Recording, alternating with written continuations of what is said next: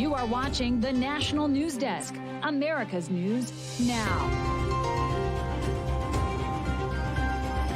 While I concede this election, I do not concede the fight that fueled this campaign. Vice President Harris addresses her supporters after a stunning loss to former President Donald Trump in a historic election. The latest reactions and the possible implications for America's most pressing of problems. Then a look at Trump's legal limbo, who's now calling on prosecutors to dismiss a host of pending legal cases against him before he even steps foot in the White House. And Raphael ramping up. It's now a major Category 3 hurricane with Gulf Coast states still in its path. What we're learning about the likelihood it'll weaken before hitting the United States and a timeline of when. This is the National News Desk, America's News Now. I'm Amira David. In 75 days, former President Donald Trump will be inaugurated again, becoming just the second president in American history to lose an election and then win a second term. Just a short while ago, at her alma mater, Howard University, Kamala Harris formally conceded the presidential election and made a distinction between this election and the one 4 years ago. My heart is full today. My heart is full today, full of gratitude for the trust you have placed in me, full of love for our country, and full of resolve. The outcome of this election is not what we wanted, not what we fought for, not what we voted for, but hear me when I say, the light of America's promise will always burn bright. But we must accept the results of this election. Earlier today, I spoke with President-elect Trump and congratulated him on his victory. I also told him that we will help him and his team with their transition, and that we will engage in a peaceful transfer of power. And this afternoon, Donald Trump officially won Michigan, another key battleground state that Harris needed to win. He secured a win in 4 other swing states last night, cementing his victory. And tonight, he's at 295 electoral votes to Vice President Harris's 226, with 17 votes now remaining for the final count between the states of Nevada and Arizona, both of which he is leading in. Earlier today, both Vice President Kamala Harris and President Joe Biden called President-elect Donald Trump to congratulate him on his victory last night. Biden also extending an invitation to Trump to come to the White House and discuss the upcoming transition. President Biden also offered to attend Trump's inauguration in January. The former president did not do the same 4 years ago after Biden was declared the winner. Meanwhile, this morning, former Maryland governor, he talked about what Trump's priorities could be when he gets back to the White House. I think the women's sports issues become huge. I think investigating the investigating the anti-Semitism on campus, for example, what broke out last spring, the attack on speech, disinformation campaign, what the federal government tried to do, putting pressure on social media platforms, putting that all out there. Americans want speech. Both parties want speech. Americans appreciate the First Amendment. Attacking the First Amendment, attacking lawfare. And by the way, I really pray, and I think this is going to happen, Republicans don't go down that rabbit hole of lawfare, going after the Bidens, going after... People don't want to see that. They want to see... The president tonight, great message, looking forward. The best revenge is success. People want the country to be successful. They want the president to be successful. One of the demographics Kamala Harris was counting on to lead her to a victory was women voters. And our Christine Brazow breaks down how they voted for Donald Trump and Kamala Harris and what some analysts got wrong about their support. Now with all your might, we support women's rights. Leading up to the election, it was one of the major storylines, the role of women in the 2024 presidential race. What's the big reason why Harris is gaining in the polls? Yeah, all right, it's the gender gap. The gender gap has really been the defining feature of that race. But despite that gender gap, exit polls now show Harris's edge among women this year did not exceed either former Secretary of State Hillary Clinton, who led by 13 points, or President Joe Biden, who carried women by 15 points in 2020. This despite everyone from Taylor Swift to progressive Congresswoman Alexandria Ocasio-Cortez to prominent Republican Liz Cheney publicly showing their support. I know that she loves our country, and I know that she will be a president for all Americans. Finger pointing already underway almost immediately in battleground states like North Carolina. In the end, you know, if they didn't make their numbers and essentially exceed the numbers that Joe Biden had in the suburbs, and I think we have to be blunt about why. Black voters came through for Kamala Harris. White women voters did not. Some now crediting Donald Trump's female supporters for helping him to make the case. If you look at President Trump's record when it comes to women, it was the highest number of women ever in the workforce, the largest wage and salary increase for working women ever, child care was affordable, and we had safety and security, whether it was a secure border or a president that supported our law enforcement. A top issue for women this election cycle was reproductive rights. And for states with ballot measures, 7 of 10 of them voted to protect, preserve, or extend those rights. Support that did not extend to Kamala Harris. A split Democrats no doubt will be left to dissect going forward. I'm Christine Frizzell for the National News Desk. Christine, thank you. And Republicans also have a big win in the Senate, where they've flipped the balance of power and have taken control with at least 52 states so far. It was and it was a difficult map for Democrats, who had to defend 23 seats, and the GOP flipped at least 3 in their favor with the possibility of winning more. Going from east to west, in Pennsylvania, Dave McCormick holding on to a slim 30,000 vote lead, but not a lot of votes left. That would oust incumbent Bob Casey if that holds, and would be another Republican pickup. Arizona, that hasn't been called yet, but Ruben Gallego, he is up by nearly 3 points over Kari Lake. The winner replaces independent Kirsten Sinema. And then in Nevada, about 6,000 votes separate GOP challenger Sam Brown and his lead over incumbent Jackie Rosen. Almost 200,000 ballots remain to be counted, and this one could go either way. But it is not unlikely that the Republicans extend their lead in the Senate by at least 1 more seat. And we want to take a look at how things are shaping up in the House of Representatives.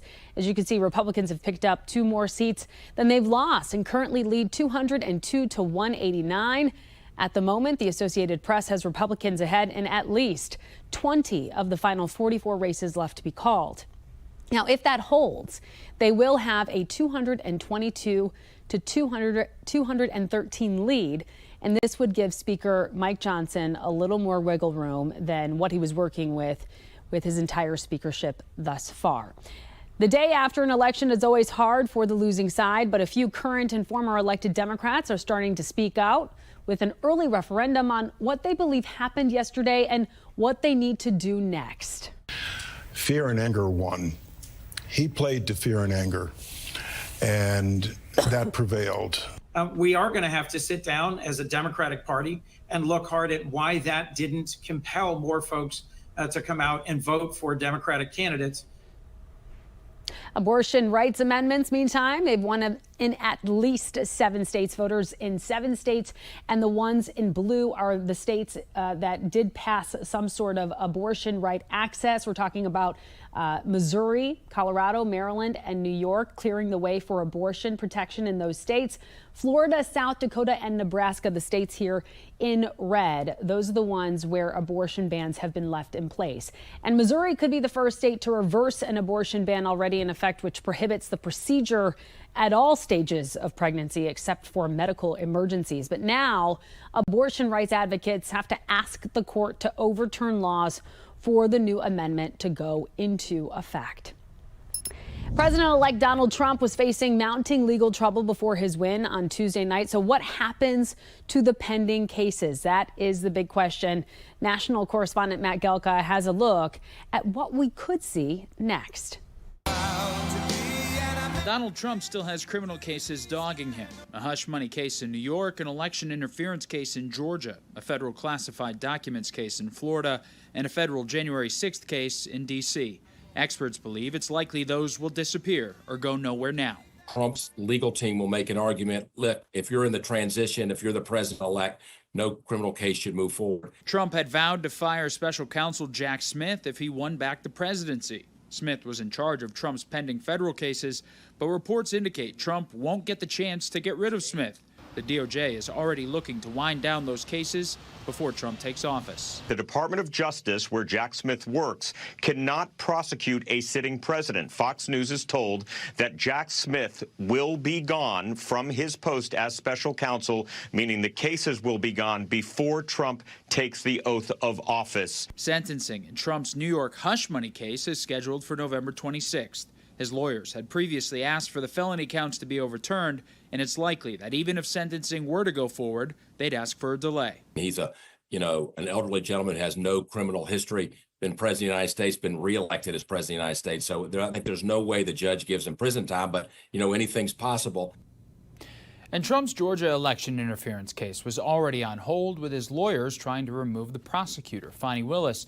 She was reelected Tuesday, but Trump's reelection to the White House likely stops that case in its tracks. And Matt, what are Republicans saying today about those pending legal cases? Yeah, well, at least one high-profile Republican says they need to go away. House Majority Leader Steve Scalise posted on X, the lawfare must end, and called for the politically motivated prosecutions of President Donald Trump to be terminated. All right, we'll see what happens. Live out of Washington, D.C. for us, Matt Gelka, thank you so much. And coming up, Raphael has strengthened into a major hurricane, and it's changed its course in the coming days. What we now know about where and when it might hit the United States. Then, as two wars rage on, how Donald Trump's victory may impact a path for peace, and what the leaders in those regions have to say about the White House shakeup. And later, a drought on the East Coast and the dire situation one state is in if they don't get measurable rain soon.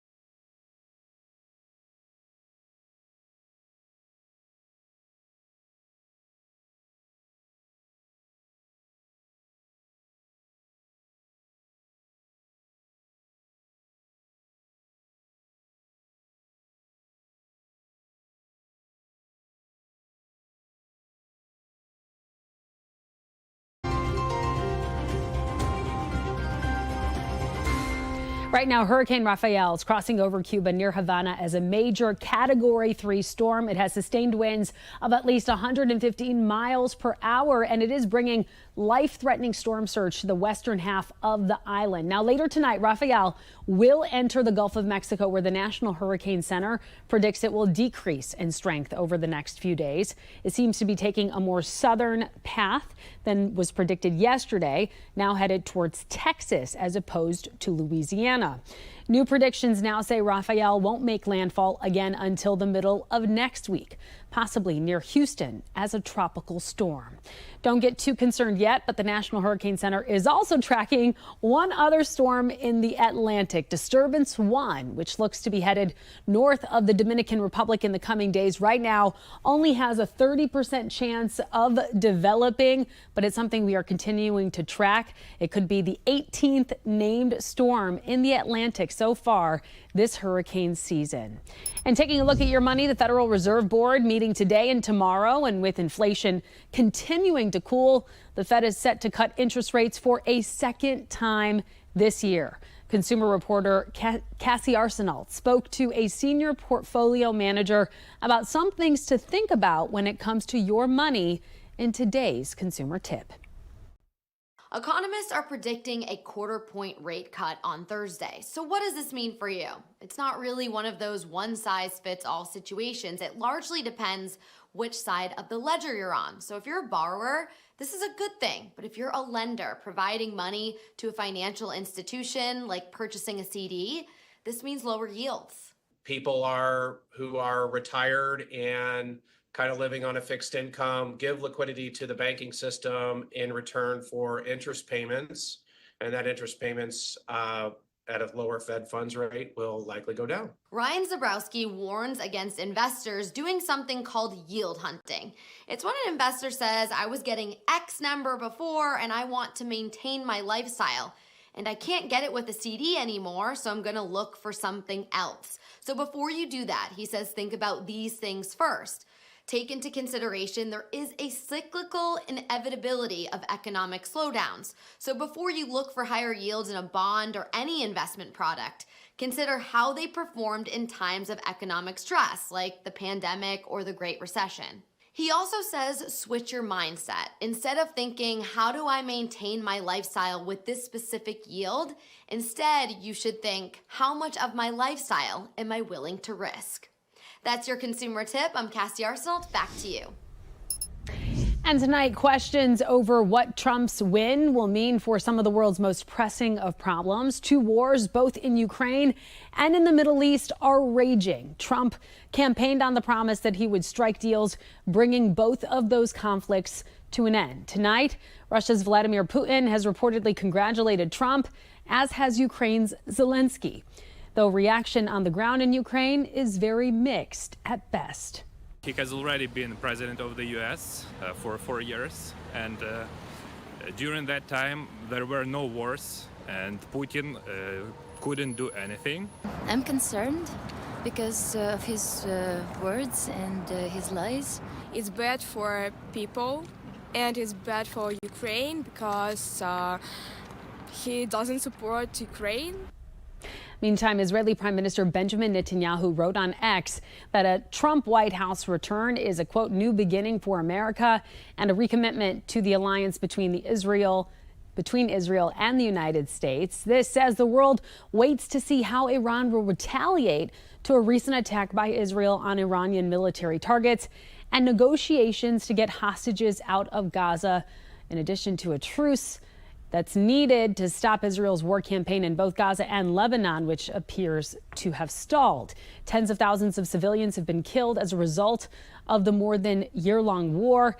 In the lead up to the election, Trump campaigned in battleground state Michigan on a promise to stop the bloodshed, which did resonate in the largest city populated by Arab Americans, the city of Dearborn, Michigan, which Trump managed to flip red for the first time in decades in a political upset that garnered him 42% of the vote compared to Harris's 36%.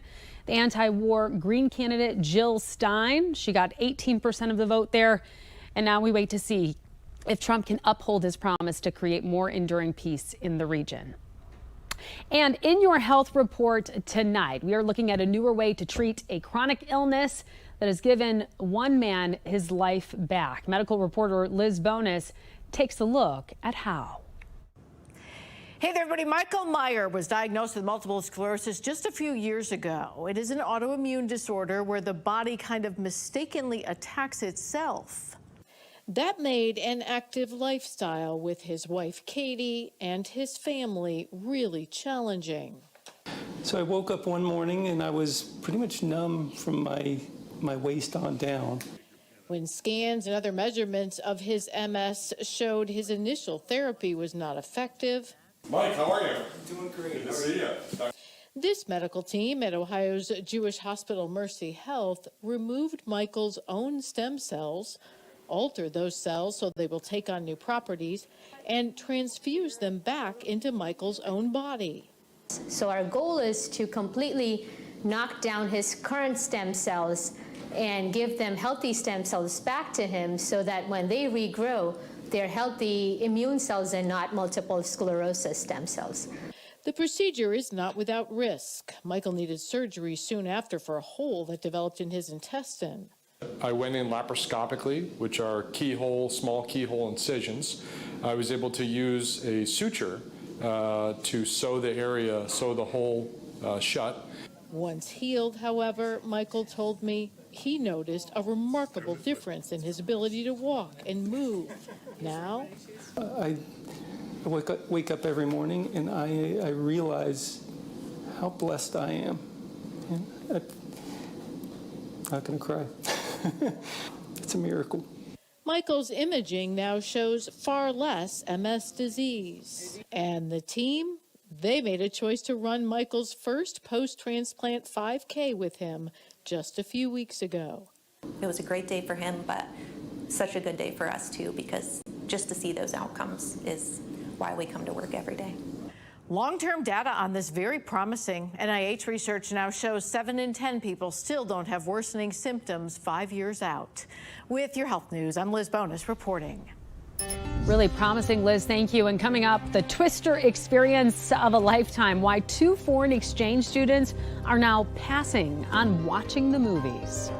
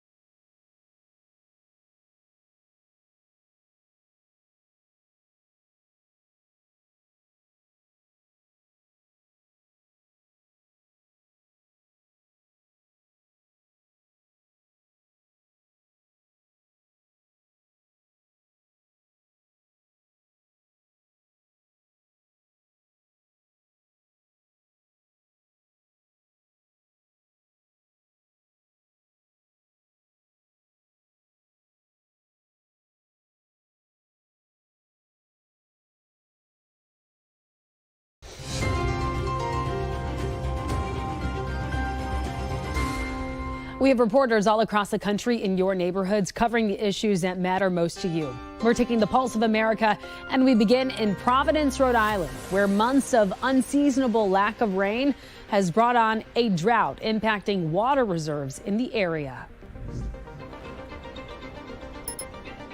We're praying for rain here. It's a PSA to Attleboro community members. We're just very comfortable to be able to turn on the faucet and have as much water as we need and relatively cheaply.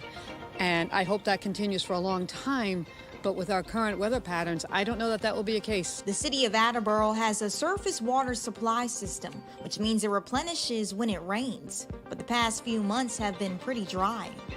So what we're seeing is historic low reservoir levels, and none of us have actually ever seen a lack of rainfall like we have the last 6 months. Officials say it's going to take more than just pray for a rainy day in order to protect this water. It's also up to the community to preserve what's left. Shorter showers, full dishwasher and laundry loads, shutting off the sink when you're brushing your teeth and shaving and that sort of thing. Classes are back in session at Manor Senior High School following last week's fatal stabbing on campus. Students, teachers, and staff walked into the building with a heightened security presence. We've enhanced protocols. We're looking at protocols to review protocols to see what we can do different to improve our safety and security stance and posture. Those improved safety protocols include additional law enforcement on campus, limiting points of entry into the building to just 2, and staff members greeting students at the door. Manor ISD Superintendent Robert Sormani says those staff members will have handheld metal detectors to search and confiscate any object that isn't allowed into the school. There are also new rules against congregating in restrooms. We're going to do everything we can, and that's what we're here about today, the rest of the week, and for the time in the future to come. So this is where we kind of came running down the stairs. Tammy Towler was at home with 5 teenagers, her 3 kids, and 2 German exchange students on Sunday morning. That's when an EF3 tornado tore through their street, according to preliminary National Weather Service data. It's an experience the Germans will not forget. We were actually getting ready this week on Thursday. We were going to watch the movie Twisters so they could kind of see what Oklahoma's like. We don't need to do that now. They have lived it.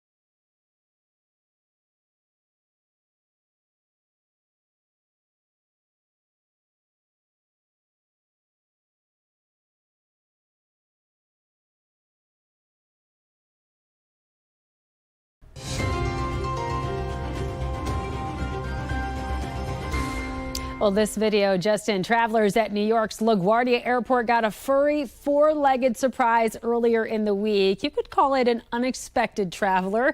It was a raccoon who fell from the ceiling near a Spirit Airlines gate. And the video of the critter clinging to a cable was shared on social media. You see it right there. An eyewitness says the raccoon fell and then ran around the area for a few minutes before crews were able to get it outside. Now, Spirit Airlines issued a statement saying it is addressing the incident with a professional wildlife control company. No injuries were reported, but boy, did the animal give travelers quite a show. That does it for this edition of the National News Desk. We invite you to join us again this evening for more reaction to the election the day after. I'm Amira David. Thank you so much for watching.